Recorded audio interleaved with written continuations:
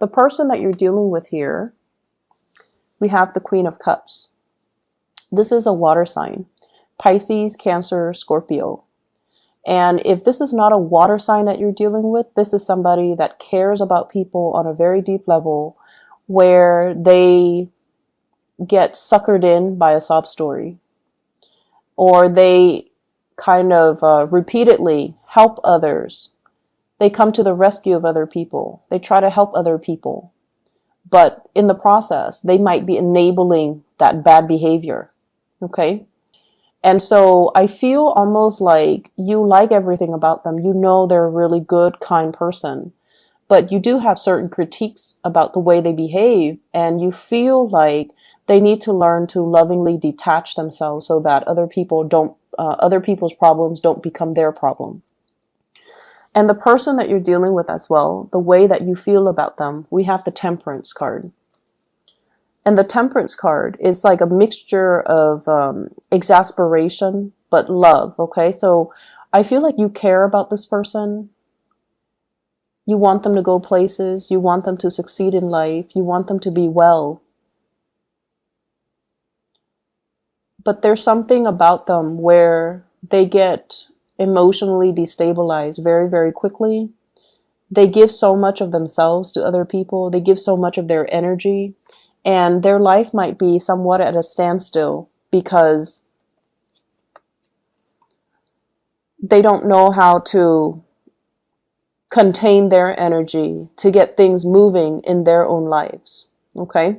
So that might be one of the contentious issues between you and them, as to, you need to get your life started. You need to get going so that you can make more of yourself. So I feel like this person doesn't care about status. They don't care about prestige. They don't care about money. They don't care about, doing the things that can propel them in life. They care about the human relationships, and they're very good at helping other people, but they expend so much energy helping others that they don't know how to help themselves.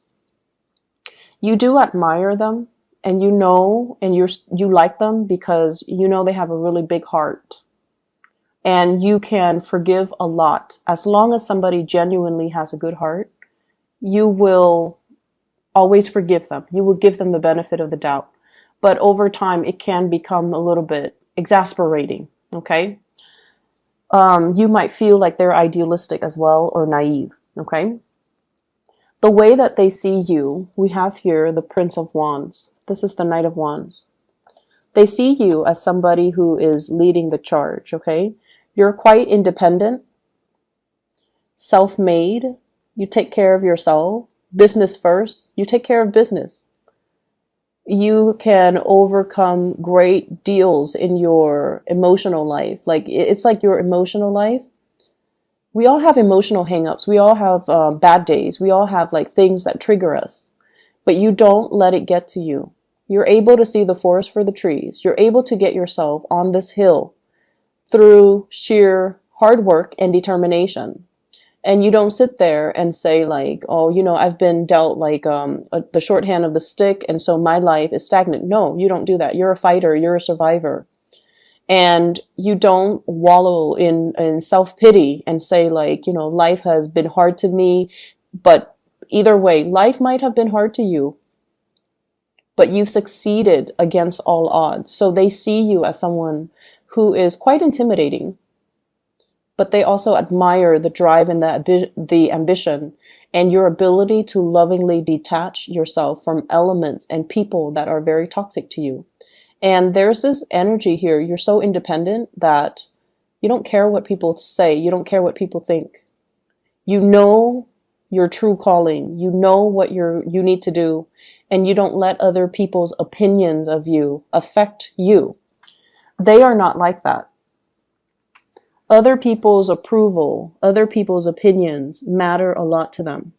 Family obligations, social expectations, even family expectations, all of these things weigh down, are weighted when they make decisions about their own lives. So it's almost like they're living their lives based on other people's expectations. And they're not really as independent to make their own decisions. That's what they think. But of course, you see the forest for the trees, and you feel like this person is too dependent on other people. But once again, you forgive them because they do have a really good heart. You have a partner here or a love interest that has a really, really good soul. Okay, their soul resonates with yours. I feel one person, it's like a karmic connection. One person is in the other person's life to teach them about unconditional love, to teach them to be less picky, Virgo maybe. Maybe they're here to teach you to be less picky. Maybe they're here to teach you to be more other oriented.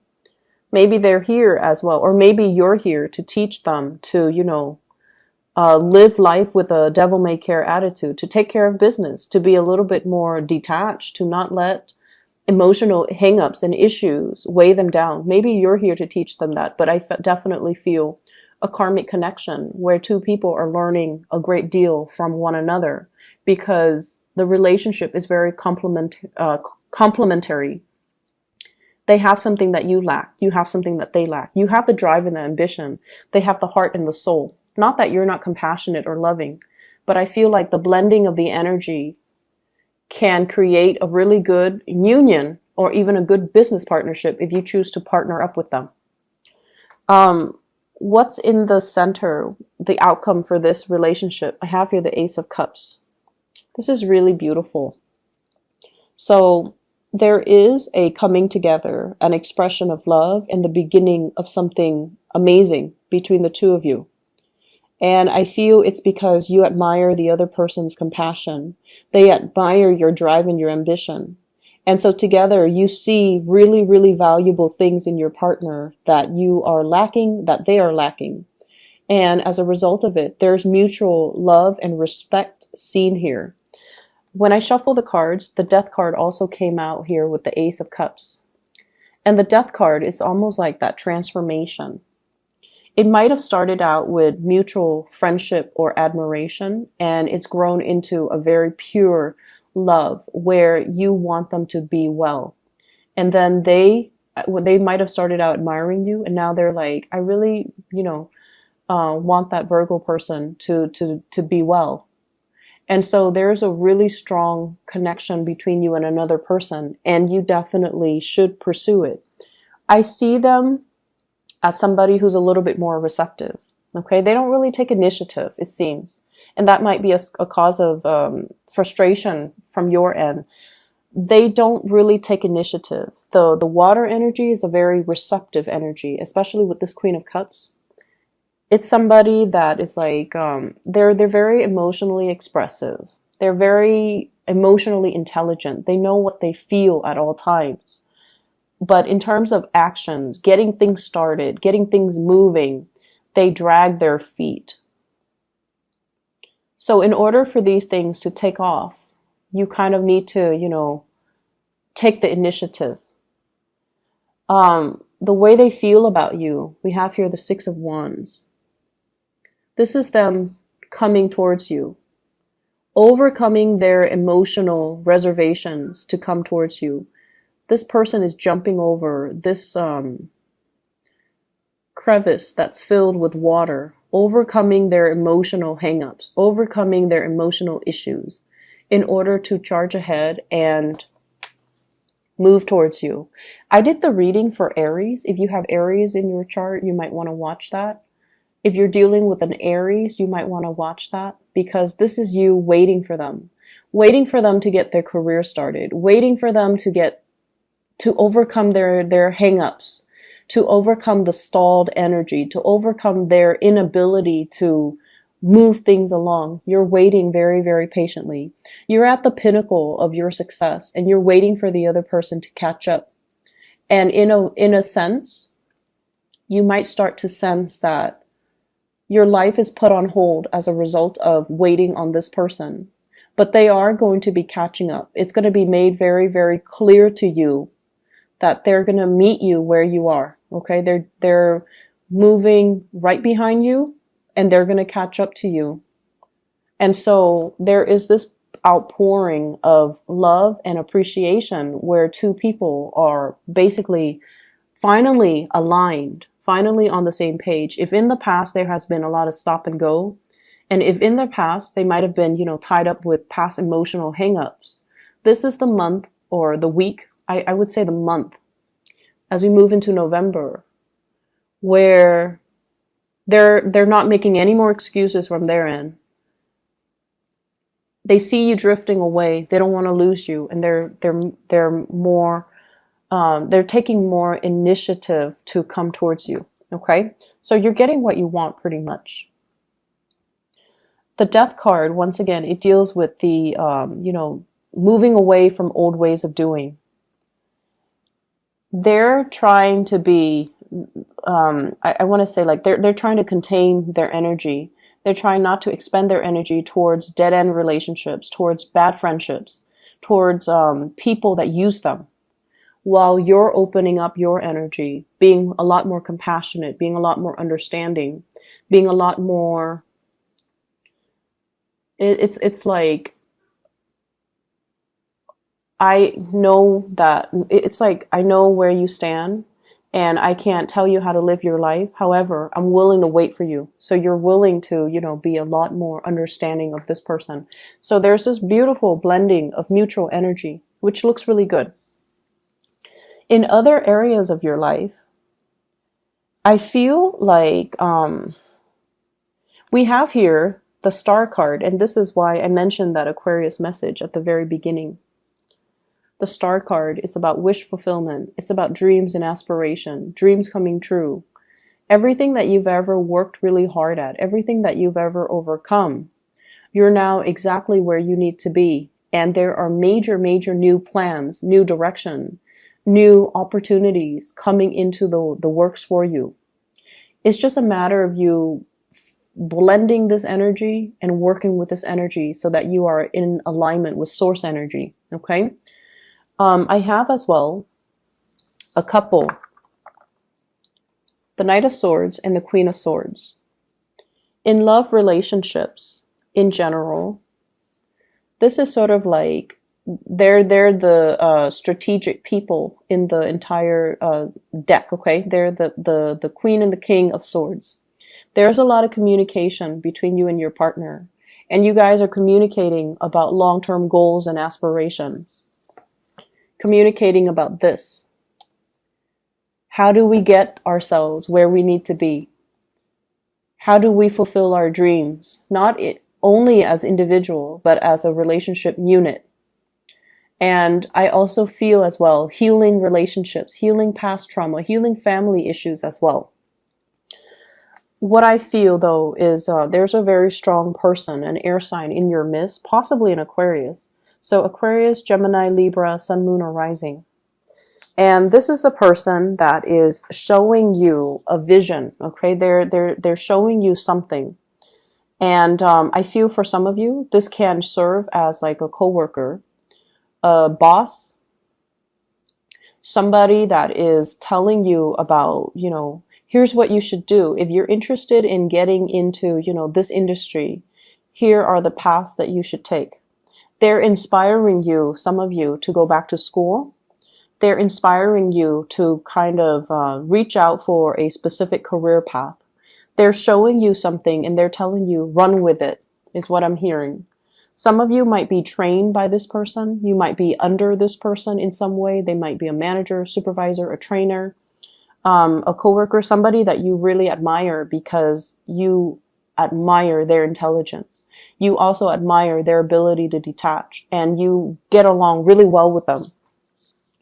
The way that you communicate is very similar. The way that you think, the way that you work. And, Virgos, you guys have a reputation for being workaholics. This person might also be a workaholic. But either way, you've got somebody on your side who's going to show you ways to do things, who is also going to show you some major, major breakthroughs that can be had in your career. They can point out, hey, there's this job listing. You should apply for it. And you're like, no, because, in the past, you've always had this energy where you're like, I'm not sure if I'm good enough. And this person's like, yes, you're good enough. You should apply for it. And they're giving you that nudge and that push to move you along. And what I have as well is I have here the Five of Wands. This is a card about like competitors and competition. This is a card overall about having to defend our beliefs, okay? And communicating with people who don't understand us. And, don't you hate it when you're at work and you're just working? You're doing what you're paid to do. And then somebody comes up to your desk and they're like, Virgos, you're working so hard. And they meant it as a compliment, but it sounds very annoying, right?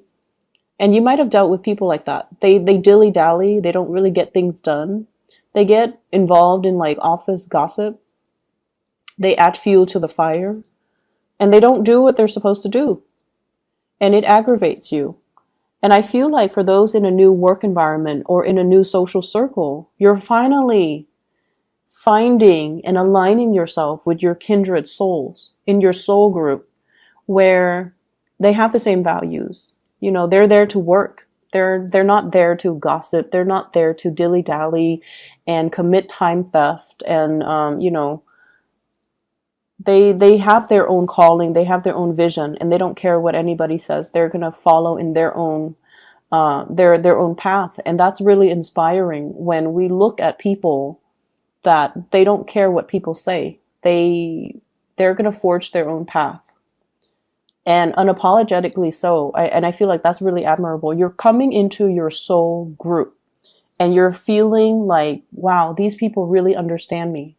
My friends from high school, my friends from college, my friends from my previous workplace, they just never understood me. But these people understand me. And I have here a very strong air sign influence in your life. That will be really good for you. Possibly 2 air signs, male and a female. They both could be male, but I feel like there is an air sign here. Aquarius, Gemini, and Libra, and I feel very strong Aquarius. At the center of the spread, we have here the 9 of Wands, okay? This is somebody who's battle weary. They've been through a lot of experiences in life that made them the person that they are today. And their heart chakra is open. They're very loving, very caring, but once again, there is a sense of loving detachment about them. They don't enable people. So they don't, give with strings attached. They're high-minded, and they're not like that. But I feel like, they love to a certain extent, but they know how to also remove themselves from codependent and toxic people. So you admire somebody in your work environment, I'm sensing. You admire somebody in your social circle. They're very inspiring to talk to. And I feel like they can give you a lot of directions when it comes to career path, education, getting you where you want to be professionally. I see somebody, if you were to ask, somebody for a letter of recommendation or even a recommendation, or to even sit and have a conversation with them and pick their brains and ask them, this is what I want. I want to be at this place in 5 years. What do you suggest that I do? They're going to give you really good advice.